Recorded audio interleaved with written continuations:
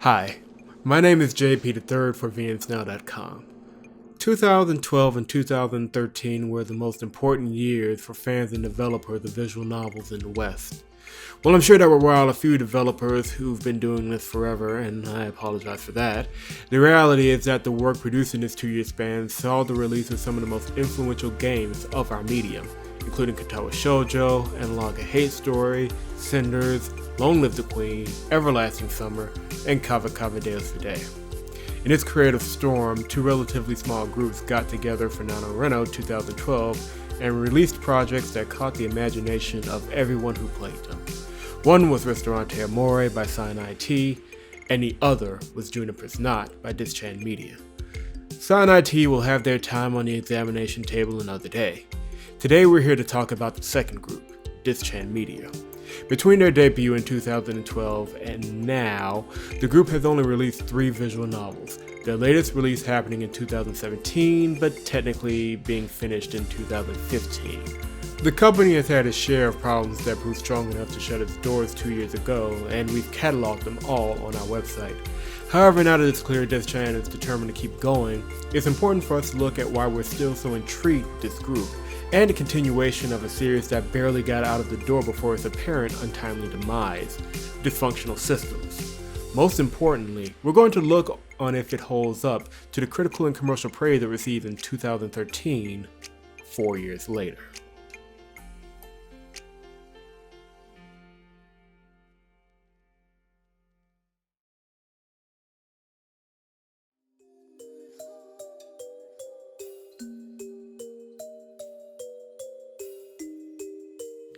So, what is it about Juniper's Knot that made the EVN community so excited for Dysfunctional Systems? Well, if I had to say so myself, it's the narrative and the presentation, the two biggest critical points for this very critic. Pre-2012, it was hard to find an EVN that could safely be called mature. And not mature by the standards of certain fandoms, but mature in that the story was written to be appreciated on something other than an immediate emotional level. This set Juniper's Knot in a small category. The story presents is ultimately musing on the loss of faith and innocence. This stems from the Fiend's loss of innocence and loss of faith in humanity following the torture and death of her friend, which led to her being trapped in the spell the boy finds her in at the start of the game. She then plots to do the same to the boy, half out of the desire to rob him of his innocence, half out of her continued hatred for humanity. She might have well done it too, if not for the boy's idea to switch her out with a young olive tree. Having it be specifically an olive tree was not random happenstance. There's a long symbolic history behind the olive tree, and they all come to play here. Of course, I find the Christian symbols the most interesting. The olive sapling the boy uses more than likely comes from the tree that grew from the grave of the Fiend's murdered friend, a tree that the Fiend had originally attempted to destroy. The tree, a symbol of her friend and of her innocence, is planted by the boy, a symbol of her renewed faith in humanity, and takes her place in the middle of the spell holding her captive, becoming a symbol of redemption for the Fiend. It's about as messianic as you can get without literally yelling at the screen, "The olive tree is the cross!" That sort of narrative depth was lacking pre-2012. Everything was simple and straightforward, and even several of the games I mentioned as being influential from that year fumbled in their attempts to do it justice. Don't worry, their time will come. Juniper's Knot pretty much got it exactly right, and that narrative subtlety allowed the simple tale of faith and redemption to reach much further with those who played it. All credit for that goes to the writer, Terrence Smith, who doesn't have much to his resume but has more than proven his narrative chops with this one. On the other side of the coin, we have the presentation, which is what most EVN developers and fans will point to as its biggest draw. Simply put, the entire presentation of the game is unlike anything most visual novel fans, both East and West, have seen before that point. From the start, when we're greeted with a minimalistic title screen, muted colors, and ambient noise, it immediately grabs your attention. Everything from there built a strong aesthetic unique to Juniper's Knot, which, again, was rare for the time. Simon Moth's artwork for both the backgrounds and the characters are still fantastic to this day, and Christian Jensen's score, while not quite able to stand on its own as a listening experience, fed into the tense, somber atmosphere the game was building. 5 years after its release, it's still one of the best overall presentations of a visual novel I've ever played, and it has had its share of stiff competition in that time.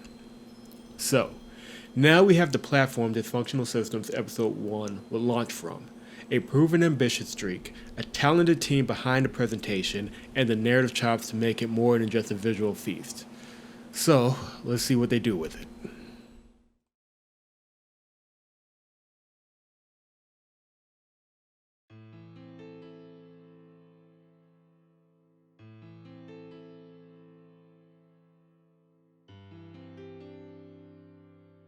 As the first episode of the then hoped-for episodic series, Dysfunctional Systems had a few goals to accomplish. It had to give us a strong understanding of the world the series was going to inhabit, a strong sense for the main character and their character arc, and to set up the narrative threads that will define future installments. Well, 2 out of 3 ain't bad. Replaying the first game, I'm struck by the strength of the world building we get in such a limited time. Keep in mind, Episode 1 had to establish both the world being mediated and the world Winter and Cyrus were coming from. The first was the hardest since we would only be in Brighton during the events of Episode 1, but this was compensated for by making the fictional world as recognizable as our own. I noted at the time in my review of Episode 1 that the political and economic situation in Brighton mirrored the financial crisis that had nearly crippled the European Union. President Barnaby's speech to Brighton near the midway point sounded eerily similar to speeches given in Greece or Italy at the time, without the threat of nuclear war, of course. It's interesting to note that Brighton's history goes a bit deeper, but it's left for the reader to pick up in both casual conversation throughout the game and in the codex. Instead of getting buried, we're given an emotional connection to the country through a conversation with a citizen at a bar. Of everyone we meet in the short journey, David is probably the best developed as he has a life and concerns disconnected from the story proper. This bleeds over into the rest of Brighton, turning them from faceless NPCs to people just trying to get through the day in one piece. If the bar scene was written any other way, or not included at all, then Episode 1 would have fallen completely flat. And it is that scene which will hopefully redeem the game's protagonist, Winter Harrison. Playing the game again, I was struck by just how irrelevant Winter Harrison is to the events of the story. I know that seems harsh, but it should be noted that she's supposed to be irrelevant. Throughout the events of the first half, really 2/3 of Episode 1, Winter has only 2 modes in which she engages the world around her, either through apathy or naivete. She is, admittedly, skating through her education as a mediator, a choice of career she made reflexively. She doesn't know what she's doing, and really she doesn't want to know. Winter really has no established goals or ideas outside of just being in the moment. She is literally there because that is where the narrative wants her to be. Kind of like picking a spot in the living room for a potted plant. Not even her mentor's plans to stop a potential nuclear war is enough to shake her worldview. While the game does split at this point into 2 different, but not necessarily separate paths, the choices she has fit into what we've learned of her so far, giving the player the opportunity to either be apathetic or naive. Neither choice is right as neither Cyrus nor Winter are equipped to handle the situation they found themselves in. But it's because of that, and the generic uselessness we've gotten from Winter so far, that her character is finally given a catalyst to change when the bomb goes off. This is both a positive and a negative. The traumatic events of her failed mediation should put Winter on a fundamentally different path than the other students, and potentially even adults, in her world. We'll get into that momentarily, but the idea is that she's at a violent start for a coming-of-age tale. However, the episode ends without building towards that development. The final scenes of the game change point of view from Winter to her roommate Waverly. We don't get to see what's going on in her head for the rest of the game, which means we end the game with the promise of future development, but with Winter technically still irrelevant to the story happening around her. It's an interesting place to leave a character for 4 years, is all I'm saying. Narratively speaking, it's unforgivable to play this fast and loose with a character that's supposed to carry an episodic series. It puts all the weight on the sequel chapters to not only fill the blanks left by the beginning of the story, but also nothing can go wrong in between those chapters, otherwise you risk pissing off the audience. So, say if you screw up your Kickstarter campaign. Yeah. It was a baffling move then, but it's even worse in hindsight. Hopefully the next chapter will immediately rectify this, or whatever edge Dischan had on making Winter an interesting protagonist will be lost. That leaves the rest of Winter's World to deal with. One of the things that's increasingly common in the Western visual novel scene that's a little rarer in the Eastern visual novel scene is the coming-of-age tale. However, here it is defined more ambiguously, as what this world defines as adult is relatively ambiguous. The only clear definition we have is Cyrus Addington, the mentor for the disastrous mediation. As the game plays out, we begin to learn about Cyrus's reputation back home, with the confrontation between him and two mediators and his ending cementing our view of him. Cyrus is far more cynical and calculating, stereotypical of what we would consider to be a mature adult in our world. But in his world, he's an outlier, his cynicism seen as bloodthirst and his calculations nearly evil. And yet, his treatment makes him far more sympathetic because in our world, idyllic solutions to internal and external conflicts are rare. The decisions he has to make in the moment are what turn national leaders into old men and women long before their terms end. However, and this is key, what gives him the authority to do or think what he did? In fact, what gives any of these people the authority to interfere in the affairs of other worlds? While we talked about the characters and situations of episode 1, we haven't discussed yet its overarching theme: power. Whether it's the relationship between Brighton and Gabria, Winter's World and Sule, or as simple as Winter and Cyrus, Dysfunctional Systems is fascinated with the relationships between the powerful and the powerless. On a larger scope, this is usually a generic point for most writers in the West, as most Western writers tend to sympathize with the powerless. Eastern cultures aren't quite as sympathetic one way or the other, and finds itself playing in the middle in most stories. This is especially true for one of my favorite anime franchises of all time, Gundam, specifically the Universal Century timeline. Both the Earth Federation and the Principality of Zeon have their good points and their bad points. The heroes in the Universal Century often have conflicting loyalties, leading towards stronger character development and conviction as they try to ride the line between their duty and their conscience. Dischan doesn't fully go into this type of narrative, but does its best to keep its world gray. While Brighton is the clear underdog, their development of a nuclear weapon removes any chance for moral justification. While Cyrus's cynicism isn't necessarily right, neither is Winter's response to said cynicism. In Winter's World, despite having the best of intentions apparently, it's clearly guided by an overarching sense of manifest destiny. While some may consider manifest destiny another term for imperialism or colonialism, it really isn't. At the heart of both imperialism and colonialism is a drive to expand a nation's authority, usually through the subjugation of foreign lands. Manifest destiny is a drive to expand a nation's, i.e. America's, values. Someone who believed or believes in manifest destiny believes that their value system is not only the righteous one, but the inevitable one. Therefore, since all nations and people will eventually value the same things as you, it's fine for you to spread those values now and save the people from themselves. This is why no one knows how to console Winter after the fact. It's not that Waverly and the others can't comprehend what Winter saw in Sule, it's that they don't care. A world without their values never had a chance to learn their values thanks to Cyrus's behavior. Therefore, Sule is irrelevant, just barbaric people who died out of their own ignorance.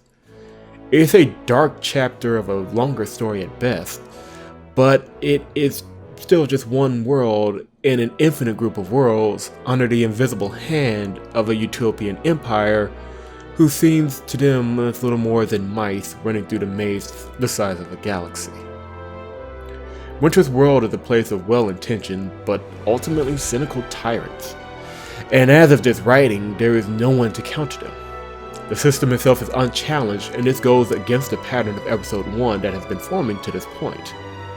That role could be taken over by Winter, who will be fleshed out more moving forward, and has the experience of planetary apocalypse to contrast with her world and its methods. But for the moment, Winter's World remains the smiling authoritarian state who would love nothing more than to help you, do the right thing. With so much going on in the story itself, the presentation team has to step up once again.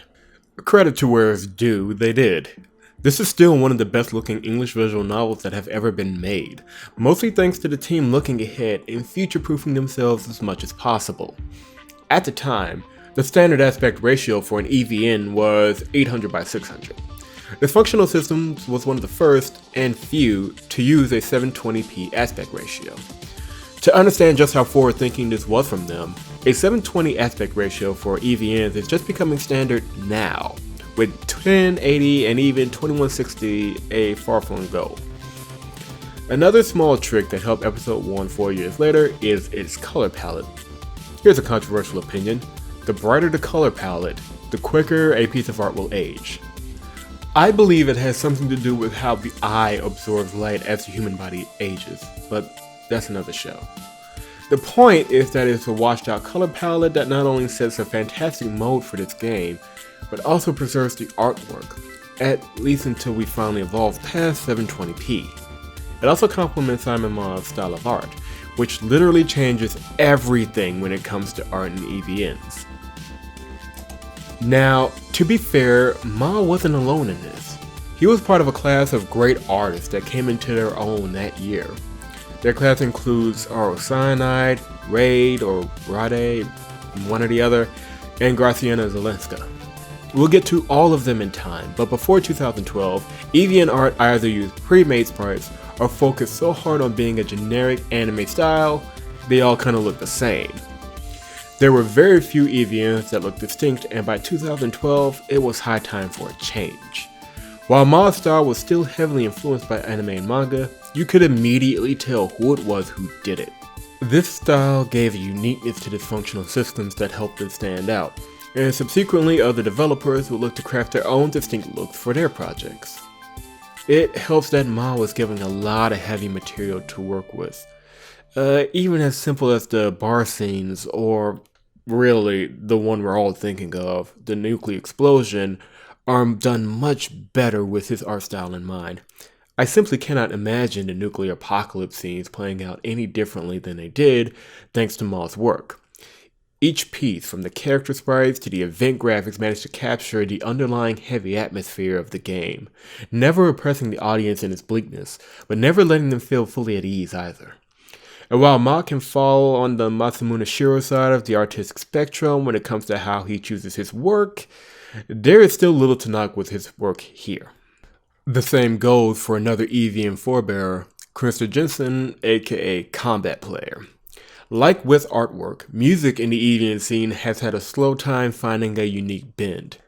This isn't to knock Incompetech, of course, but there was just as little distinction in how EVNs sounded back in the day, thanks to everyone either using the same source, or trying too hard to sound like their Japanese cousins. Again, not to knock anyone, that's just the way things was. 2012 changed that with the arrival of Isaac Shankla, Rob Westwood, and Combat Player. All three put out original EVN soundtracks that not only sounded great, but they sounded great on their own. And with everyone else stepping up their game, Jensen brought some of his best work to the plate with the OST for episode 1. And his success in creating the sound of Dysfunctional Systems is apparent from the minute you start the game and hear the theme, Terminus.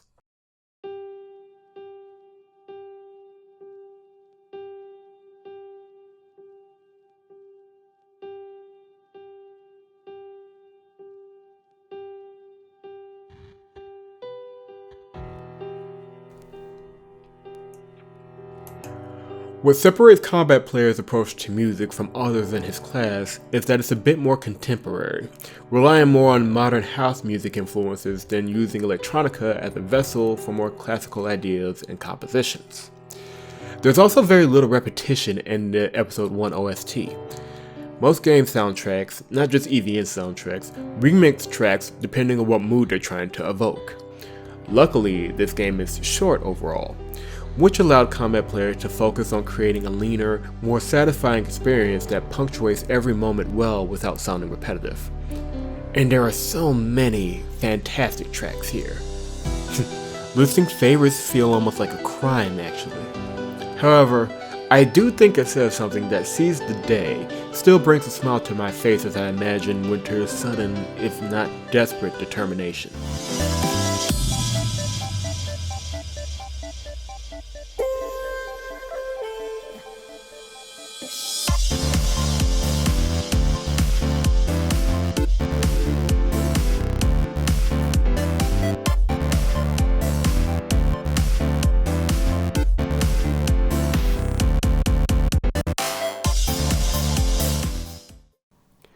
And Kato Ostrom is a perfect soundtrack to the end of the world.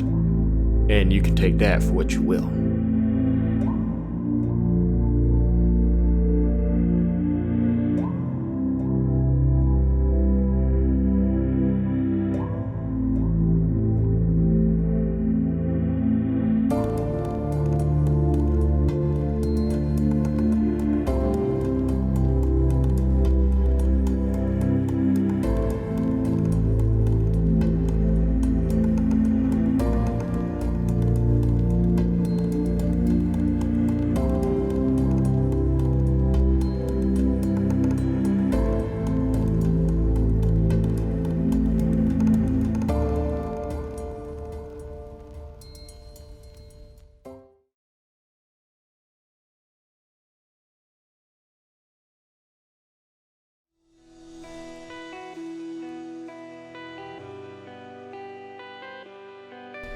Playing through Dysfunctional Systems Episode 1 again, hindsight allows me to see just how much of a mixed bag we got 4 years ago.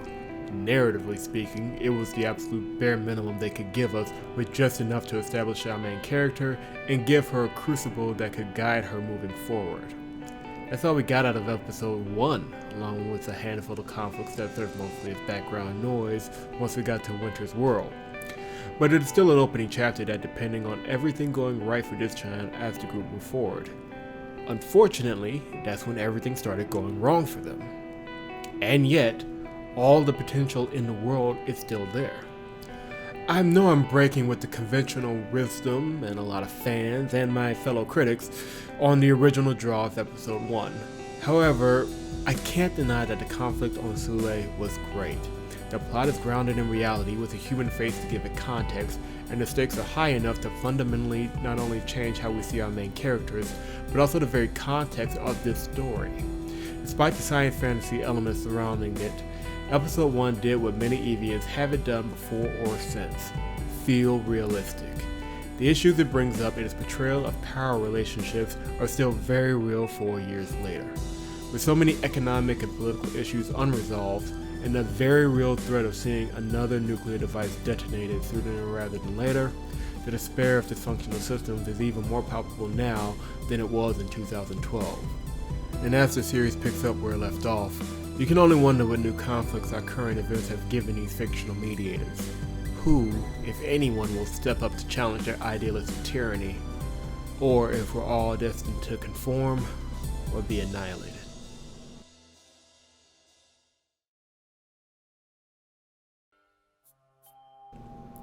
Hey guys, thank you so much for watching this video.